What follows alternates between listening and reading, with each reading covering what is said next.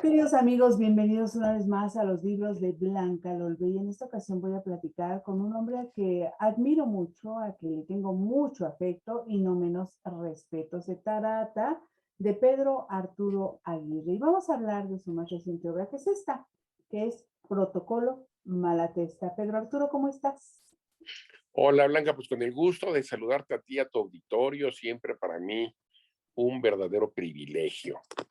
Pues al contrario, para mí muchas gracias por dedicarme unos minutos, Pedro Arturo, columnista, analista político también, autor de muchos tratados. Yo, bueno, le tengo especial recuerdo porque hemos tenido largas conversaciones en torno a este libro de Winston Churchill, a Donald Trump, perdón, y también el de la historia de la megalomanía, ¿no?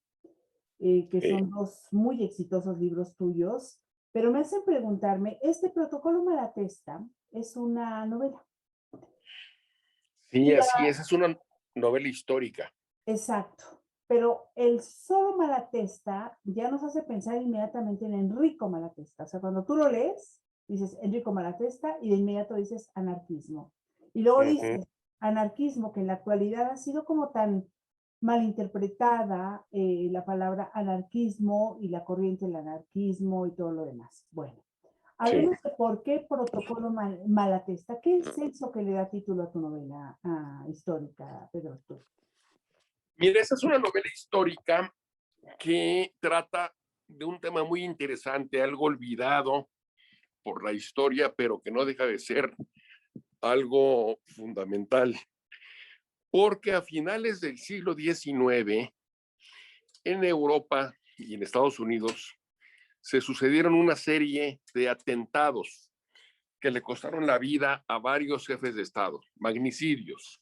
Ujú. Perdieron la vida en el transcurso de aproximadamente 10 años el presidente de Francia, Sadi Carnot, el presidente del gobierno español, Antonio Carlos del Castillo, la emperatriz de Austria, Sisi, y el rey de Italia, Humberto I. Finalmente, en 1901 pierde la vida el presidente de Estados Unidos, William McKinley. Y todos estos magnicidios fueron perpetrados por anarquistas, la mayor parte de ellos italianos, salvo el caso de McKinley, que fue un descendiente de inmigrantes polacos en Estados Unidos, pero también era anarquista. Y a raíz de esto, pues hubo una serie de teorías de conspiración en las policías de estos países, de Estados Unidos y de Europa, que suponían que todo esto era parte de un complot anarco-masónico judío para desestabilizar al mundo y provocar una especie de revolución. Y todas las policías y muchos medios de comunicación en todo el mundo hablaron mucho de esta conspiración supuesta que le había costado la vida a tantos jefes de Estado. Y bueno, pues yo aprovecho toda esta circunstancia que fue tan particular en el mundo para escribir una novela. Incluso un personaje que se llama Bruno Arpinati, que él sí es ficticio, y describo pues toda la vida política, todos los grandes antecedentes, todos los contextos que vivían Francia, Italia, España, Estados Unidos, todos los países que fueron pues protagónicos en esta ola de magnicidios. Entonces, también aprovecho para describir qué es el movimiento anarquista, que es un movimiento muy poco comprendido en el mundo y muy poco entendido. Y que, bueno, cuando nosotros en México nos hablan de anarquismo, pues nos imaginamos estos muchachos, pues estrafalarios, vestidos al estilo punk, que de repente se aparecen durante algunas manifestaciones, que ocupan y que roban Oxxos o este tipo de tiendas de conveniencia. Y bueno, pues el anarquismo es muchísimo más que eso, es una postura política, filosófica que tiene varias ramas. Hay anarcocomunitaristas, hay anarcoindividualistas, hay anarcosindicalistas, etcétera. Y en esta novela aprovecho para hablar del anarquismo, de explicar realmente de lo que se trató esta gran posición filosófica y bueno, entender también en qué trató este involucramiento de anarquistas en la ola de atentados que acabo de describir. Entonces, estoy tratando de rescatar una época de lo más interesante, la famosa época de la Belle Époque de finales del siglo XIX, que es fascinante en todos sentidos de la palabra y que tiene una enorme actualidad, Blanca, porque ahora hablamos de fake news, ahora hablamos de teorías de conspiración, también de nacionalismos exacerbados, Y de de anarquistas. odio a las minorías. Todos estos fenómenos que hoy nos tienen tan ocupados, pues en esta época tuvieron una relevancia extraordinaria. Por ejemplo, las fake news en Estados Unidos con el nacimiento del amarillismo, de la prensa amarillista, con los periódicos de Hertz, pues todo esto lo platico en la novela. Y también platico pues el odio que se despertó en contra de el judaísmo, contra los judíos en esta época, que también es, por ejemplo, la época del escándalo de Dreyfus y del juicio a este capitán judío al que se le acusó injustamente de traición, de espiar para los alemanes. Y bueno, el poder de la prensa también en Francia, que también alimentó mucho el nacionalismo exacerbado que llevó a Dreyfus a su juicio. Y todo eso son temas, y otro tema interesante de mucha actualidad, el surgimiento de los movimientos populistas. Hubo populistas en esta época en Estados Unidos y también los hubo en Francia. Y también platicar un poco de en qué consistió este populismo, tanto en Europa como en Estados Unidos de finales del siglo XIX. Yo estoy consciente que son políticos y que son personajes poco conocidos, en particular en México. McKinley, Cánovas del Castillo, Sisi, Humberto I no son personajes históricos a los que estamos muy acostumbrados. Sin embargo, ya que nos acercamos mucho a los casos de estos grandes personajes, grandes personas y gobernantes, pues nos damos cuenta que tienen mucho que enseñarnos en el mundo de hoy. Es una historia que se mantiene muy actual, pero fíjate, una de las cosas que yo me preguntaba, y ahora escuchándote hablar, nuestros amigos que nos escuchan y nos ven coincidirán, un hombre que observa tanto, de manera tan acuciosa, la realidad internacional, que has estudiado, analizado de manera tan puntual, además, el acontecer nacional actual, y que has estudiado casi con lupa, además, todo este pasado y estas evoluciones que hemos tenido en diferentes momentos en el mundo, y particularmente lo que tiene que ver con el tipo de líderes que de repente predominan o dominan diferentes partes del mundo. ¿Cómo es que salta de todos esos análisis de personalidades, de acontecimientos, de evoluciones, de pensamientos, de filosofía, políticas y demás, a una novela para lograr imprimirle cierta acción que permita que el lector entienda ambas cosas? La acción, los acontecimientos y la inmersión en esa época, que en este caso es la Belle Époque, y por el otro lado, lo que sucedía a nivel de pensamiento. ¿Cómo haces todo esto? ¿Cómo lo logras? Y te preguntaría adicionalmente si estás satisfecho con el resultado. Pues mira, fue un reto. Yo esta novela la imaginé un día, hace muchos años, en el año 2002, leyendo un artículo de la revista The Economist, esa revista tan vilipendiada ahora en México, que ya ves que el señor presidente la detesta a muerte y nos habla que es un paquín, nos dice el señor presidente. Y bueno, no sé en qué se basará, pero lo interesante es que este artículo hablaba desprestigiando y criticando las teorías de conspiración, que la mayor parte de ellas son absurdas y no tienen ningún sentido y están diseñadas a engañar o a manipular a la gente. Sin embargo, en el artículo decía, pero no crean que todas las teorías de conspiración han sido falsas. Y se pregunta de Economist, ¿qué habrá sido de aquella teoría de conspiración cuando el mundo vio el asesinato de 5 grandes estadistas a finales del siglo XIX? Y a partir de ahí me interesé, me metí a fondo en el tema de los magnicidios, del anarquismo y de la política de esa época. Y me di cuenta de que tiene pues algunas afinidades asombrosas respecto al mundo actual. En aquel entonces, 2002, pues el mundo estaba muy atento al tema del terrorismo. Había pasado muy poco tiempo después de los atentados del 11 de septiembre de 2001.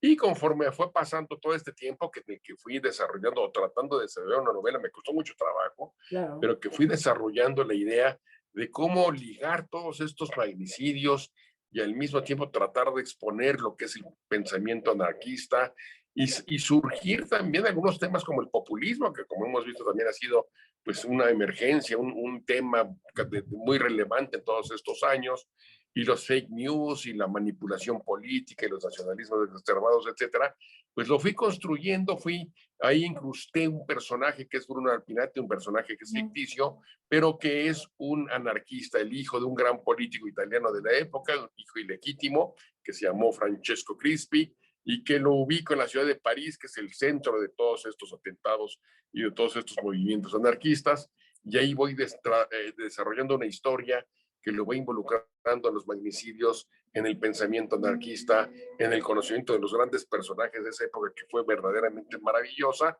y entonces sale una historia donde se exponen todas estas situaciones de una manera que yo espero sea entretenida, pero también irónica, porque la novela finalmente tiene un tono irónico, tiene un tono satírico, un poquito de burla en toda esta vorágine de asesinatos, de magnicidios, de anarquismos, de luchas políticas, un hombre que se ve pues enredado en lo que finalmente es una gran farsa, una gran comedia, y él es uno de los protagonistas principales. Entonces, pues es lo que trato yo de entretejer todos estos grandes acontecimientos en un centro que es un personaje ficticio y que trata de exponer este mosaico maravilloso que es finales del siglo XIX.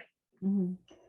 ¿Qué hay del anarquismo? La distancia, ¿cómo nos explica esa distancia que hay de este anarquismo de protocolo Malatesta, que es el anarquismo original, digamos, Sí. al anarquismo como lo hemos mal interpretado actualmente?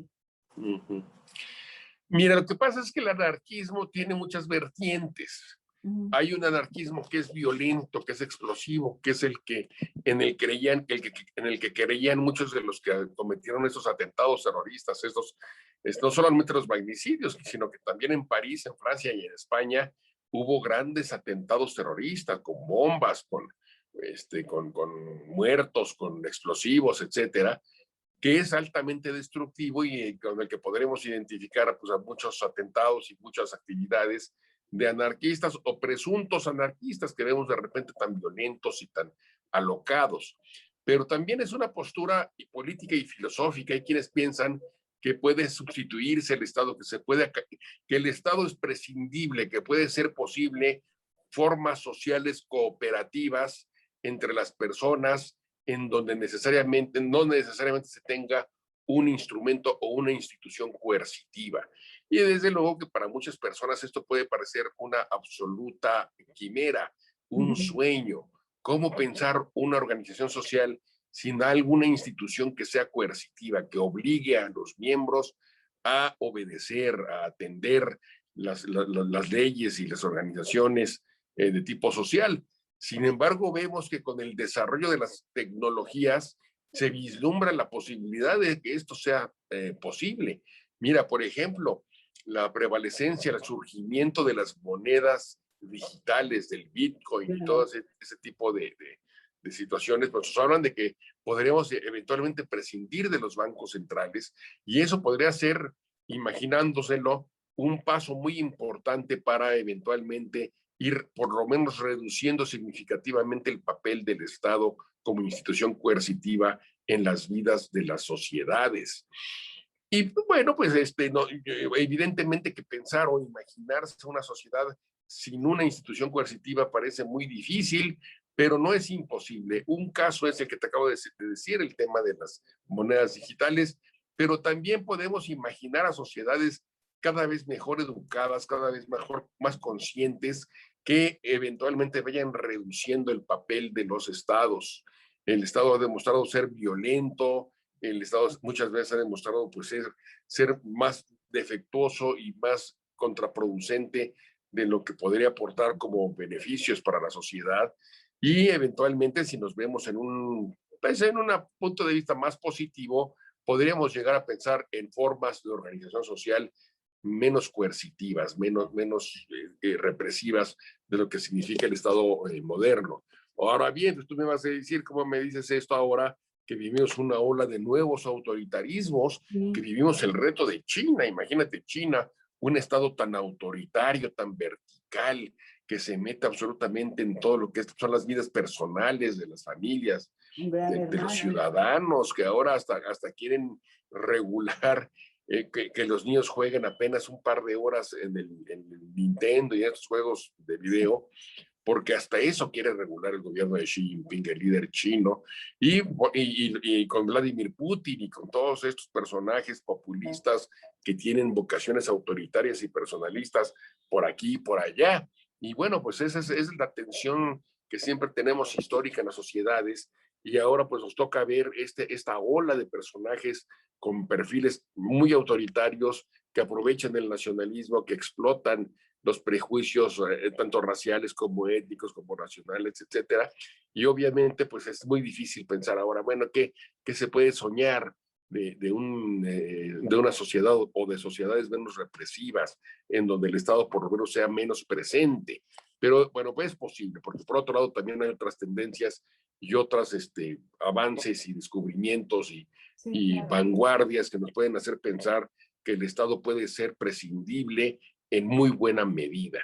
Obvio, esto sigue siendo un sueño, pero de lo que trato también es de una de las ramas del anarquismo que a mí me parece la más interesante, que es la anarco-individualista, en la que se expone sobre todo la emancipación personal, la capacidad que tenemos los seres humanos en lo individual, en lo propio, de podernos emancipar, de poder tomar distancia, de podernos crear como seres humanos con una nueva conciencia, con una nueva capacidad de juicio y de crítica a nuestro entorno social y político, y que nos ayude también a tener una distancia crítica respecto al Estado. Y conforme nosotros mismos seamos capaces de emanciparnos en lo individual, en lo personal, pues en esa medida podremos construir sociedades menos autoritarias, menos verticales, y estados menos coercitivos. En Desde luego, este, pues no deja de ser una utopía, pero hay algunos factores que pueden llamarnos a cierto optimismo hacia el futuro. Oye, Pedro Arturo Aguirre, todo esto último que acabas de decir suena mucho a que a grandes similitudes entre, o gran semejanza entre el presente que estamos viviendo, que lo acabas de describir, pero podrías utilizar las mismas palabras para describir lo que ocurrió precisamente en la época en la que se lleva a cabo Protocolo Malatesta, que es la Belle Époque, o sea, de 1890 hacia adelante, Sí. ¿no? Sí, así es. En ese momento, pues hay un rompimiento en el pensamiento, digamos, libertario, porque pues Carlos Marx en la Internacional Socialista, en la primera Internacional Socialista, Marx, Engels y el surgimiento del marxismo, que tratan de terminar con el Estado burgués y con la explotación del hombre por el hombre, pero con un Estado aún más autoritario, con la llamada dictadura del proletariado. Y los padres del anarquismo, Bakunin, Proudhon, Kropotkin, todos ellos, rompen con esa idea y dicen, no, hay que acabar con el Estado burgués o no burgués, no se puede sustituir Sí. al Estado burgués con un Estado de dictadura del proletariado, porque lo que nosotros queremos es la emancipación de los seres humanos, la liberación de los seres humanos. Y entonces por eso viene el gran rompimiento en el pensamiento libertario, del pensamiento que pensaba establecer una sociedad libre, una sociedad sin un Estado coercitivo, sin una institución que defendiera los intereses de la burguesía o de las élites o de las aristocracias en beneficio de nada más de un grupo y en detrimento del resto de la sociedad. Viene entonces esa gran división que principalmente representa Bakunin frente a Marx, y Mm. nace entonces el movimiento anarquista. Pero a partir de ese gran rompimiento empiezan las ramas del pensamiento anarquista, y sobre todo en torno a un problema. Muy bien, todo lo que tú me dices sobre el Estado burgués y coercitivo y que defiende a las élites en contra de las mayorías está muy bien, pero ¿qué con el tema de la propiedad? Los Claro. seres humanos, los individuos, tienen derecho a la propiedad. Acuérdate que un gran anarquista, Proudhon, dijo, la propiedad es un robo, pero Sí. está muy mal interpretada esa cita, porque él hablaba de la propiedad, pero solamente de la que era producto de la explotación del trabajo de un ser humano, es decir, de la explotación del hombre por el hombre. Pero en la vida el ser humano no tiene derecho a su propiedad, porque si no, no se emancipa, no es libre en Claro. realidad. Y a esas conclusiones llegó otro gran anarquista, que fue Max Stirner, el padre del anarquismo individualista. Y a partir de ahí, pues hay una nueva forma de anarquismo que va a tener muy importantes representantes y que actualmente tiene una gran influencia. Filósofos de la trascendencia de Federico Nietzsche, por ejemplo, tuvieron esta influencia del anarquismo llamado individualista, que es más que una posición pragmática o política, es más bien una situación filosófica, una situación de posición personal ante el mundo y que a lo que lleva es al anarquismo individual.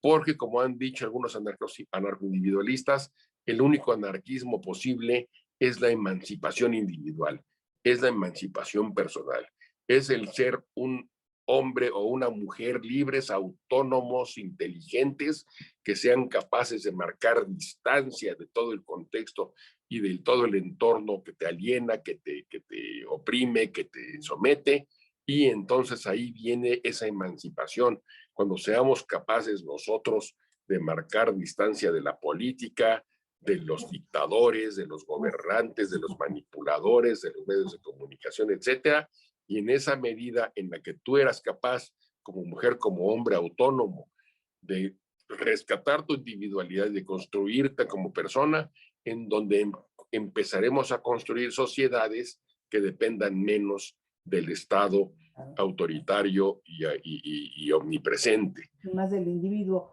¿Por qué el libro entonces, ya nos estamos aproximando al final de esta conversación, Pedro Arturo Aguirre, ¿por qué el libro, en lugar de llamarse Protocolo Fister o este apellido que me cuesta mucho trabajo mencionar, sí, lo nombraste Protocolo Malatesta?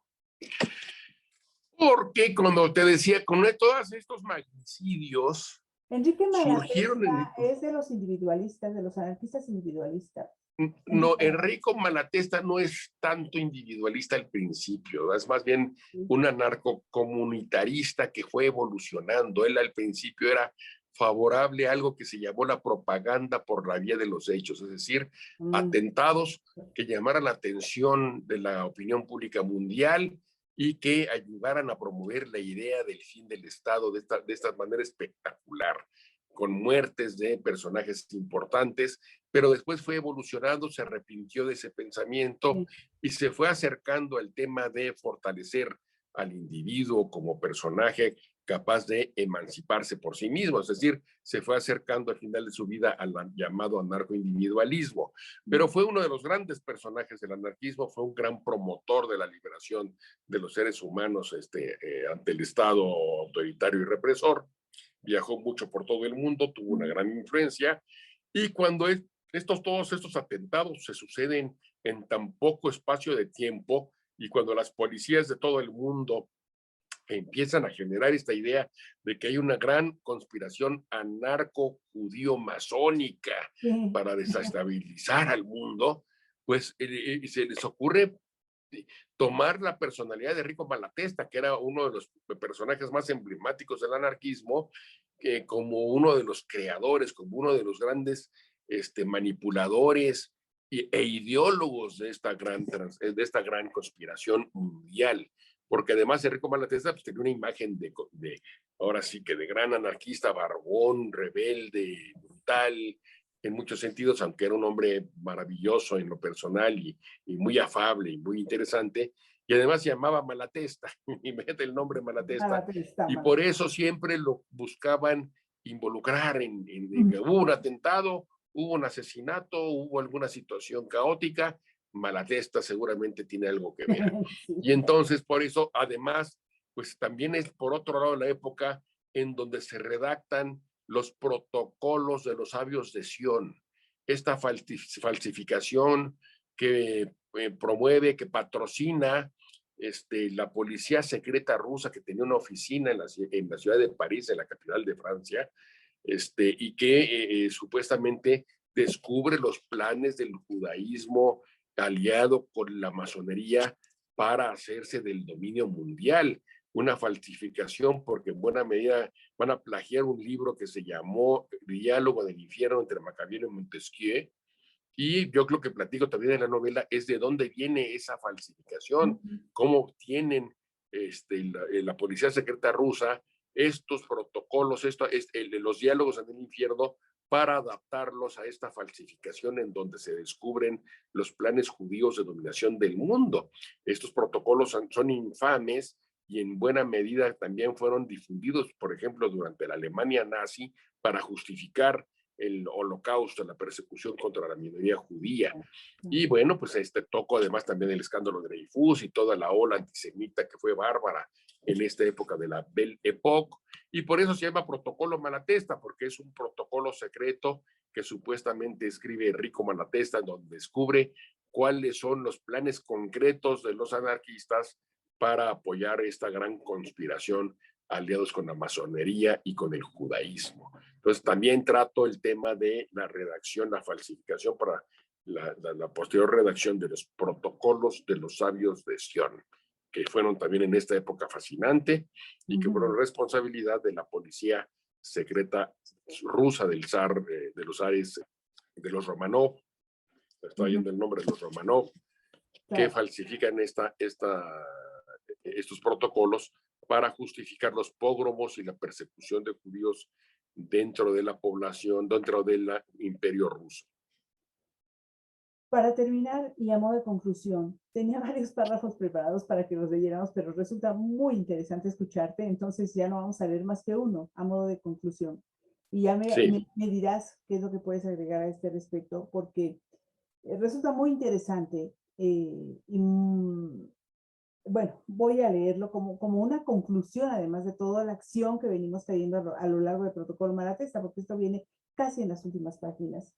A los poderosos hay que cuestionarlos, criticarlos, evidenciarlos, señalarlos, llamarlos constantemente a cuentas, jamás idealizarlos. Sobre todo hay que saber reírnos de ellos. La risa es su peor veneno.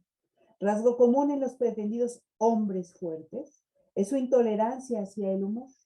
Por eso el rostro sombrío y la actitud solemne siempre los acompaña. Ante el humor reaccionan de forma violenta. Nada los irrita más que se rían de ellos. Claro, no porque la risa sea lucha no violenta, quiere decir que sea fácil. Hasta ahí lo dejo para que nos digas tú de qué estamos hablando. Aquí. Ya es pues mira, como te decía, el final de la novela. Es el protocolo y así finalmente la redacción del que es supuestamente el protocolo Malatesta, que también pues es una broma, es una burla, porque supuestamente descubre estos grandes planes, pero de lo que habla es de esto, de qué ser, de cómo tratar.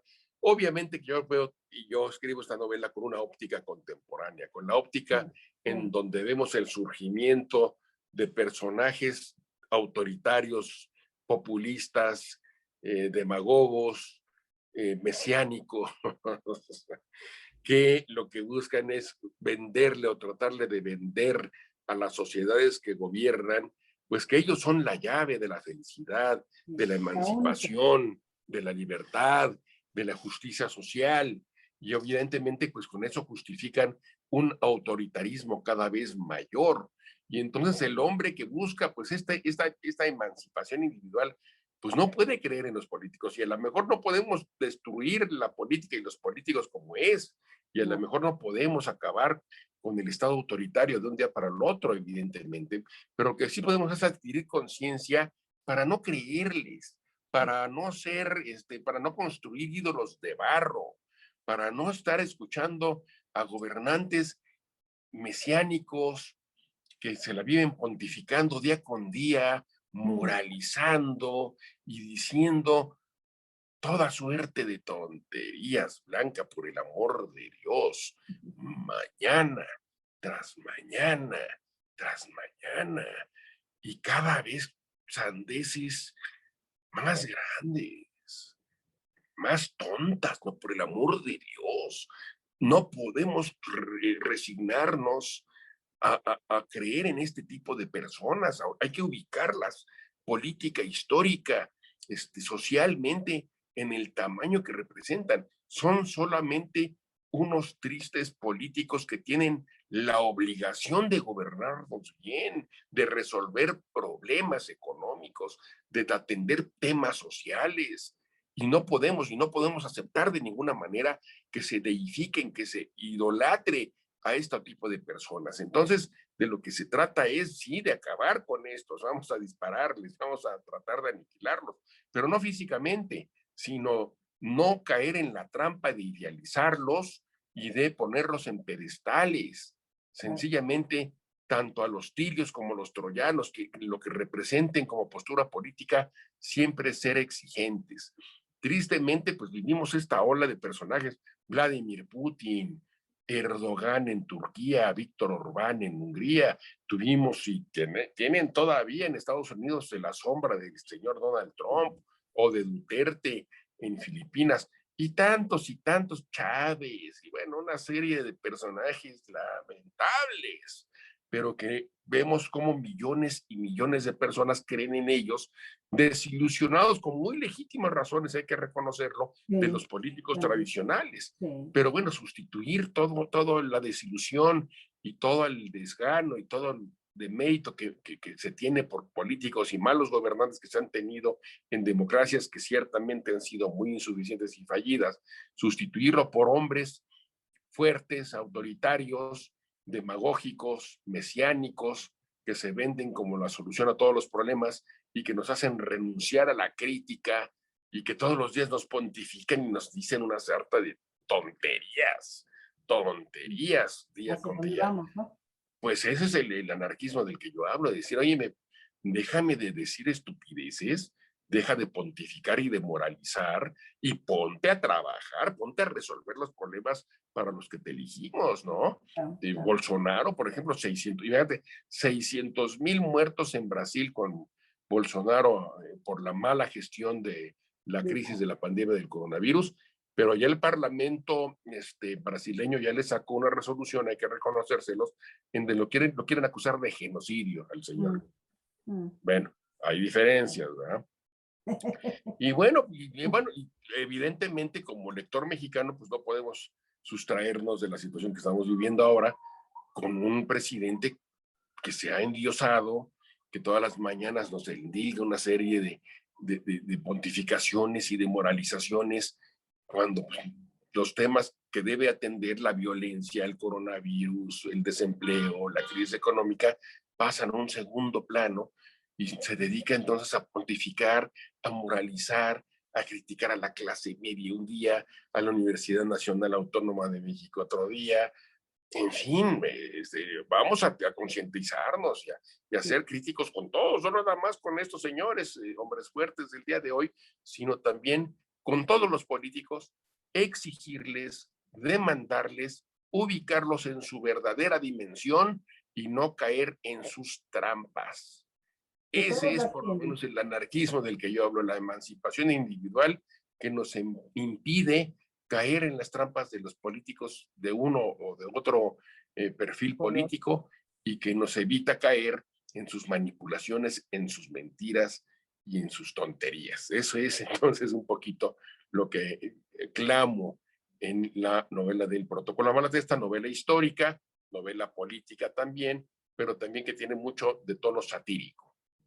¿Ya está en México o está a este mes de noviembre? Va a llegar, es una novela que se publicó en España el año pasado, como tiene un tema pues más bien europeo, porque son personajes de allá, tardó mucho en llegar a México, pero yo al llegar a las librerías mexicanas en cosa de un mes ya las podemos tener regularizado el tema de la distribución de esta novela, y aunque pues sean personajes no mexicanos, créanme que uno nos va a enseñar, hay que asomarse al mundo, no debemos de ser tan insulares, vernos toda la vida el ombligo, sino que tratar también de entender las lecciones que la historia universal nos enseña a nosotros mismos como mexicanos y también ver un espejo en este tipo de situaciones que tiene mucho que enseñarnos a los mexicanos y a los ciudadanos del mundo.